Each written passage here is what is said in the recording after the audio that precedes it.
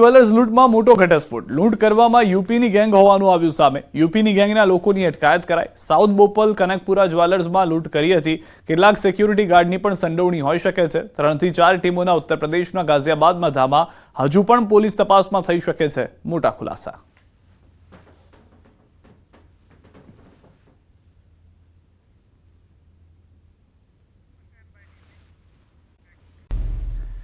દરેક માતા પિતા માટે લાલબત્તી સમાન કિસ્સો. મોબાઈલ માટે પિતાએ ઠપકો આપતા પુત્રીનો આપઘાત. સતત બીજા દિવસે મોબાઈલની લતે આપઘાતનો બનાવ. પાંડેસરાના શિવનગરમાં 18 વર્ષીય યુવતીનો આપઘાત. મોબાઈલમાં વ્યસ્ત જમવામાં મીઠું વધુ કેમ નાખ્યું તે વાત અંગે પિતાએ પુત્રીને ઠપકો આપ્યો હતો, જે બાદ લાગી આવતા પુત્રીએ ઘરમાં જ ફાંસો ખાઈ આપઘાત કરી લીધો.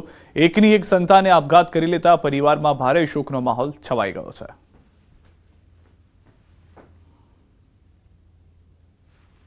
बस उसका पापा ने थोड़ा खिंचवाया, नमक ज्यादा हो गया था सब्जी में, थोड़ा मोबाइल में व्यस्त रहती थी, नमक क्यों ज्यादा कर दिया, इसकी वजह से उसने आत्महत्या कर ली। नहीं, शादी नहीं हुई। मोबाइल में लड़के वीडियो होते हैं, उसमें जाके पैसा कदम उठाते, क्या बोलेंगे? मैं तो ये कहना चाहता हूँ माँ बाप को आजकल के ये सोशल मीडिया से दूर रखे। સમાચાર. સુરતમાં ડુમ્મસ સ્થિત ખોટા પ્રોપર્ટી કાર્ડ બનાવી 2500 કરોડની જમીન કૌભાંડ મામલે હવે સીઆઈડી ક્રાઇમ દ્વારા તપાસ તેજ કરવામાં આવી છે. આઝાદ રામોલિયાની જમીનમાં NA કર્યા વિના સોસાયટી બનાવીને પ્રોપર્ટી કાર્ડ બનાવ્યા હતા. આ કેસમાં સીઆઈડી ક્રાઇમ સમૃદ્ધિ કોર્પોરેશન સહિત 7 થી 8 લોકોને સમન્સ આપવામાં આવશે અને અટકાયતની કાર્યવાહી પણ કરાશે. ગાંધીનગરમાં સીઆઈડી ક્રાઇમ દ્વારા પત્રકાર પરિષદ યોજાઈ હતી. આપવામાં આવી હતી આ માહિતી. અને સમન્સ મોકલવાની કાર્યવાહી શરૂ છે અને ફોર્જરીનો ગુનો છે એમાં સમન્સ અને બધી જે લીગલ પ્રોસેસ છે એ ચાલુ થઈ ગઈ છે અને જે પુરાવા છે પુરાવા આધારિત તાત્કાલિક એમને અટક કરવામાં આવશે. એસજી હાઈવેની થશે કાયા પલટ. જી હા, એસજી હાઈવે પર ગ્રીન કોરિડોર તૈયાર થશે. વિદેશના રસ્તાઓને ટક્કર મારે તેવા આ અદ્ભુત પાયલટ પ્રોજેક્ટને મુખ્યમંત્રી ભૂપેન્દ્ર પટેલે લીલી ઝંડી આપી છે. સરખેજથી ગાંધીનગર સુધી ગ્રીન કોરિડોર તૈયાર કરાશે. અંદાજે 40 કિલોમીટરનો અર્બન ગ્રીન કોરિડોર બનાવાશે. મહત્વનું છે કે ગ્રીન કોરિડોરની પ્રપોઝલ તૈયાર કરાય, જેમાં પ્રથમ ફેઝમાં 2 કિલોમીટરનો પાયલટ પ્રોજેક્ટ હાથ ધરાશે. પકવાન 4 રસ્તાથી ઇસ્કોન 4 રસ્તા સુધી પાયલટ પ્રોજેક્ટ શરૂ કરાયો છે. મહત્વનું છે કે સર્વિસ રોડની ડિઝાઇનને આખરી ઓપ એએમસીએ આપ્યો છે, જેમાં service road, cycle track, health track, parking, jogging track વગેરે તૈયાર થશે. સર્વિસ રોડમાં ગાર્ડન સાથે વિવિધ સ્કલ્પચર પણ ઊભા કરાશે. રેસ્ટોરન્ટ માટે અલગ અલગ ઝોન અપાશે, જેમાં South Indian, North Indian, Kathiyawadi food અપાશે. અમદાવાદના એસજી હાઈવેની કાયાપલટ થશે. જી હા, કાયાપલટ એટલા માટે થવા જઈ રહી છે કે જે રીતે અમદાવાદ શહેરનો વિકાસ થઈ રહ્યો છે, અમદાવાદ શહેર હેરિટેજ શહેર બની ગયું છે, અમદાવાદ શહેર સ્માર્ટ સિટી બની ગયું છે, ત્યારે અમદાવાદ શહેરની અંદર જે મધ્યમાંથી પસાર થતો જે એસજી હાઈવે છે, જે 24 કલાક ધમધમતો હોય છે, પરંતુ આ હાઈવે હવે તેની નવી કાયાપલટ તરફ આગળ વધી રહ્યો છે. મહાનગરપાલિકા અને રાજ્ય સરકારના સહયોગથી આખો જે એસજી હાઈવે છે, સરખેજથી ગાંધીનગર અક્ષરધામ સુધીનો 40 કિલોમીટર લાંબો આ જે રૂટ છે તેની કાયાપલટ એ થવા જઈ રહી છે. એ પણ ગ્રીન કોરિડોર. આ જી હા, ગ્રીન કોરિડોર બનવા જઈ રહ્યો છે સરખેજથી ગાંધીનગર સુધી. અને આ ગ્રીન કોરિડોરની અંદર માનવામાં આવી રહ્યું છે કે જોગિંગ પાર્ક હશે, રેસ્ટોરન્ટ અલગ અલગ ઝોનમાં બનાવવામાં આવશે. સાઉથ ઇન્ડિયન, નોર્થ ઇન્ડિયન એ સર્વિસ રોડ પર જોવા મળશે, તો સાથે સાયકલિંગ, ટ્રેકિંગ હોય, અલગ અલગ ઝોનમાં લાઇટિંગ ઊભા કરવામાં આવશે અને 5 સ્ટેપમાં આખો જે એસજી હાઈવે જે છે તેને ડેવલપ કરવામાં આવશે. તેના જ ભાગરૂપે એક પાયલટ પ્રોજેક્ટ રાજ્યના મુખ્યમંત્રીએ જે મંજૂર કર્યો છે તે છે પકવાન 4 રસ્તાથી ઇસ્કોન 4 રસ્તા સુધીનો જે રોડ છે તે પાયલટ પ્રોજેક્ટ તરીકે તેનો જે કામગીરી છે તેની પ્રારંભ કરી દેવામાં આવી છે. અને તેની અંદર જે કાયાપલટ થશે તેની અંદર ગાર્ડનિંગ હશે, લાઇટિંગ ઝોન હશે, બેસવા માટેની વ્યવસ્થા હશે, અલગ અલગ સ્ટ્રક્ચર ઊભા કરવામાં આવશે, તેની અંદર સ્કલ્પચર ઊભા કરવામાં આવશે. કર્મઠેન શાહ સાથે પ્રણવ પટેલ, ન્યૂઝ 18 અમદાવાદ. રાજપીપળામાં હરસિદ્ધિ માતાના મંદિર સામેથી લારી ગલ્લા હટાવવાને લઈને નારાજગી જોવા મળી રહી છે. પાલિકાની ટીમે વહેલી સવારે પોલીસ બંદોબસ્ત સાથે દબાણો દૂર કરાવતા નાના ધંધાર્થીઓ રોષે ભરાયા. ધંધા રોજગાર છીનવાઈ જતા લારી ધારકોએ ધારાસભ્ય ચેતર વસાવાને સાથે રાખી રેલી યોજી અને પાલિકા કચેરીએ પહોંચ્યા. જોકે રેલીને અટકાવતા પોલીસ સાથે તૂતુ મેમેના દ્રશ્યો જોવા મળ્યા અને શાબ્દિક ઘર્ષણ થયું. જોકે બાદમાં પાલિકા ચીફ ઓફિસરને રજૂઆત કરવામાં આવી. અધિક કલેક્ટર મુસ્કાન ડાગરે ફરી લારી ગલ્લા મૂકવાની હૈયાધારણા આપી છે. લગાવીએ છીએ. આજે 10-15 વર્ષથી અમે લારીઓ ત્યાં ધંધો કરીએ છીએ. એ લારી અમારી બધી હટાવી દેવામાં આવી હતી. 5-6 દિવસ થઈ ગયા છે. એના માટે અમે અહીંયા એ કરવા આવ્યા હતા કે અમને અમારી જે જગ્યા છે તે અમને આપી દો અને અમારું પાછું ધંધો અમારો જે છે તે ચાલુ કરાવી દો. એ મેડમે એવું કહ્યું છે કે તમને ગુરુવાર લગીમાં અમે તમને અમારું જે પેન્ટિંગ ને બધું જે કરવાનું છે તે કરીને તમને અહીંયા મીકાઈ દઈશું. તમારી જે જગ્યા છે તમે અહીંયા લારી તમારી મીકાઈ દઈશું. નગરપાલિકાના અનેક મુદ્દાઓ છે. અહીંની ગટરની વ્યવસ્થા હોય, પાણીની વ્યવસ્થા હોય, અહીંયા ટ્રાફિકની વ્યવસ્થા હોય, દબાણોની વ્યવસ્થા હોય, એના પર કોઈ ધ્યાન આપતું નથી અને આવા ગરીબ લોકોના લારી ગલ્લાઓ તોડી નાખવામાં આવે છે. ત્યારે આજે દુઃખ સાથે અમે અહીંયા રજૂઆત કરવા માટે આવ્યા છે અને સત્તાધીશોએ અમને વિશ્વાસ આપ્યો છે કે ગુરુવાર સુધીમાં એ રાબેતા મુજબ ચાલુ થઈ જશે. ત્યારે અમે અહીંથી રજૂઆત કરીને અમે ફરી રજા લઈએ છીએ. तो हम सिर्फ उसी प्लॉट में फेंसिंग कराना चाह रहे हैं ताकि थोड़ा व्यवस्थित हो. हम दोनों साइड्स पे, प्लॉट के दोनों साइड्स पे हम उन लोगों को मार्किंग्स कर नंबरिंग करके वहीं पे लॉरी लगाने की जगह दे रहे हैं. हम उनको कहीं विस्थापित भी नहीं कर रहे. वहीं पे हम एक बार उसका पेंट का मार्किंग वगैरह हो जाए, उसके बाद हम उनको वहीं पे जगह देने वाले हैं. यही हमारा प्लान है. यही मैंने उन्हें कन्वे किया. રાજપીપળામાં હરસિદ્ધિ માતાના મંદિર સામેથી લારી ગલ્લા હટાવવાને લઈને નારાજગી જોવા મળી રહી છે. પાલિકાની ટીમે વહેલી સવારે પોલીસ બંદોબસ્ત સાથે દબાણો દૂર કરાવતા નાના ધંધાર્થીઓ રોષે ભરાયા.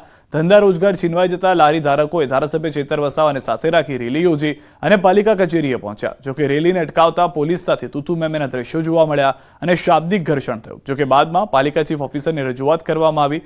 અધિક કલેક્ટર મુસ્કાન ડાગરે ફરી લારી ગલ્લા મૂકવાની હૈયાધારણા આપી છે. લગાવીએ છીએ. આજે 10-15 વર્ષથી અમે લારીઓ ત્યાં ધંધો કરીએ છીએ. એ લારી અમારી બધી હટાવી દેવામાં આવી હતી. 5-6 દિવસ થઈ ગયા છે. એના માટે અમે અહીંયા એ કરવા આવ્યા હતા કે અમને અમારી જે જગ્યા છે તે અમને આપી દો અને અમારું પાછું ધંધો અમારો જે છે તે ચાલુ કરાવી દો.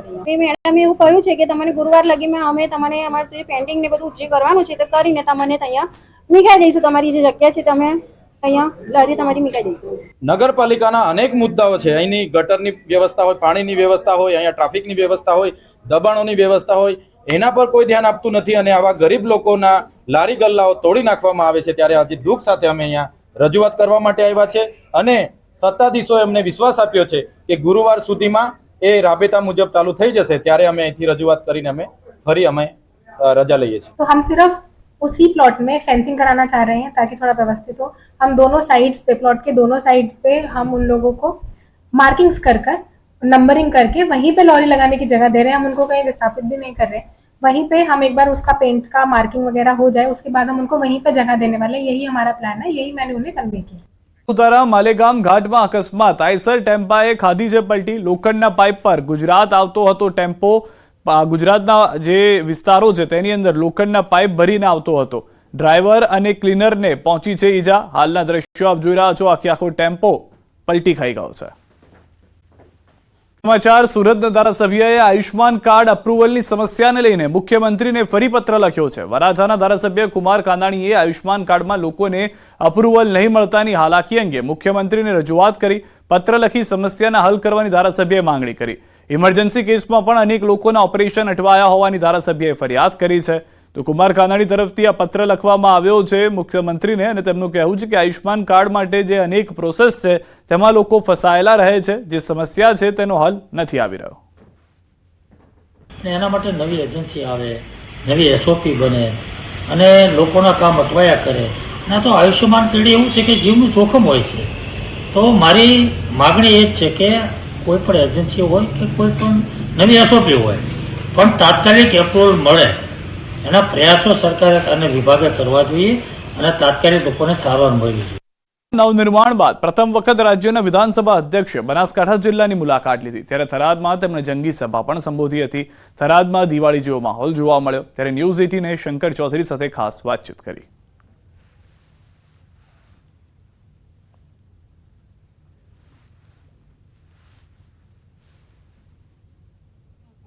બનાસકાંઠા જિલ્લામાંથી થરાદ જિલ્લાનું નવનિર્માણ થતા ખુશીનો માહોલ લોકોમાં છે.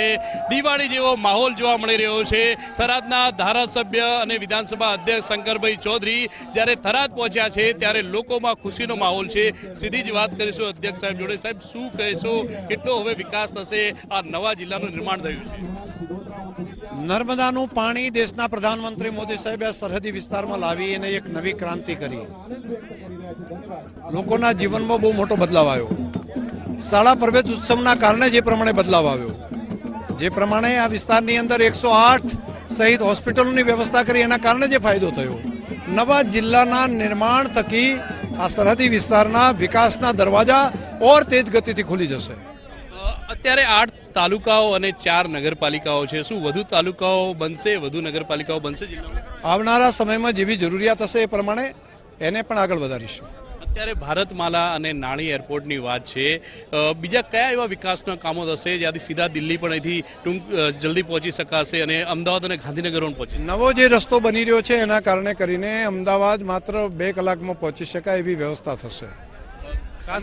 ખાસ કરીને ભારતમાલા જે બન્યું છે એ અમૃતસરથી કરી અને અહીંયા કંડલા સુધીનો જે બની ગયો છે ભારતમાલા, એ તો તૈયાર થઈ ગયું છે. એટલે એ બંનેની કનેક્ટિવિટી અને સાથે સાથે એરપોર્ટ જે બન્યું છે એનો રનવે પણ બહુ મોટા પ્રમાણમાં મોટો છે, એનો પણ બહુ મોટો ફાયદો બનાસકાંઠા અને આ સરહદી વાવ થરાદ જિલ્લાને પણ થશે. કિશોર દુવર, થરાદ વાવ. પટેલ મુદ્દે લાલજી પટેલનું નિવેદન, કરસન પટેલનું નિવેદન થોડા ઘણા અંશે યોગ્ય. પાટીદાર આંદોલન થકી અનેક લોકો નેતા બની ગયા. પાટીદાર આંદોલનથી સમાજને ફાયદો થયો, અનેક યુવાનોને સરકારી લાભ મળ્યા.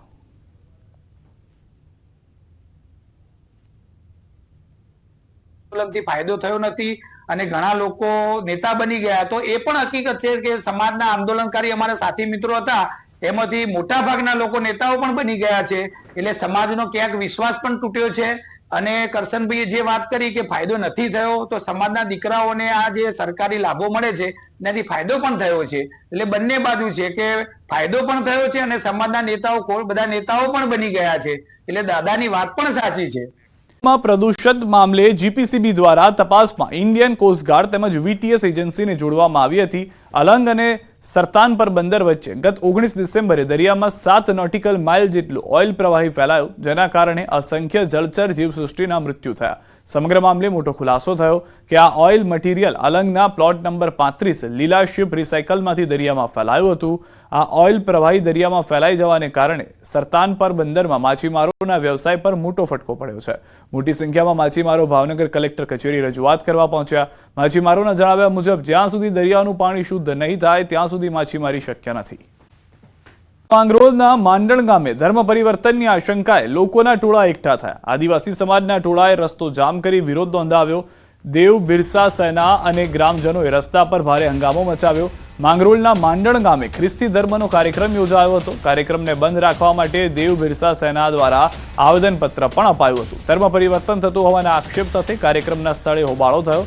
જંખવાવ પોલીસ પણ ઘટના સ્થળ પર પહોંચી હોબાળો થયો હોવાનો વિડીયો સોશિયલ મીડિયામાં વાયરલ થયો. દ્રશ્યોમાં પણ આપ જોઈ રહ્યા છો કે જે હોબાળો થયો છે તે ભારે જોવા મળી રહ્યો છે. સૌથી વધારે મહત્વની વાત કે જે હાલમાં દ્રશ્યોની અંદર દેવ બિરસા સેના દ્વારા આ આદિવાસી લોકોએ રસ્તો રોકી સૂત્રોચ્ચાર કર્યા હોવાની જાણકારી છે. પોલીસ ત્યાં આગળ પહોંચી હતી. ખ્રિસ્તી ધર્મના કાર્યક્રમ સમયે હંગામો થયો હોવાની જાણકારી મળી રહી છે. મુખ્ય કારણ શું હતું તે હજી જાણવા નથી મળ્યું. પોલીસ પણ તપાસમાં લાગી છે.